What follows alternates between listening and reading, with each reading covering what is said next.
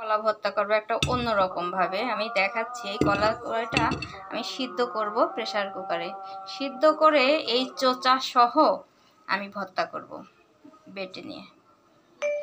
আমি এখন এই কলাগুলো শিলপাটায় বেটে নেব। বেটে নিয়ে ভর্তা করব।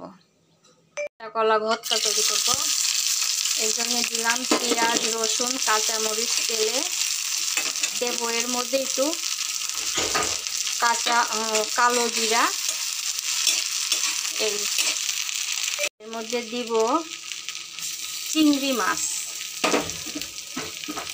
এই ছোট ছোট চিংড়ি, যদিও তো ভালো একদম খোসা মোসা ছাড়িয়ে নেওয়ার পরে যা আছে সেই দিয়েছি। আর অফ ক্যামেরাতে এখানে আদা বাটা আর রসুন বাটা দিচ্ছি। দেওয়ার পরে একটু সামান্য ঝোলের মতো দিলাম। এটা কষানোর জন্য। কষানোর পরে আমি যে কাঁচা কলা বেটে রাখছি, কাঁচা কলা এবং কাঁচা কলার খোসা আমি দুটোই দিয়ে দেবো। এটা কাঁচা কলার খোসা, এটা কাঁচা কলা, এই দুটো দিয়ে এখন ভাজি করে আমি আমার ভর্তা তৈরি করছি। আমার কলার চোচা আর কলার চোচা সহ কলা ভর্তা আমার কমপ্লিট। এখন নামিয়ে সার্ভ করব।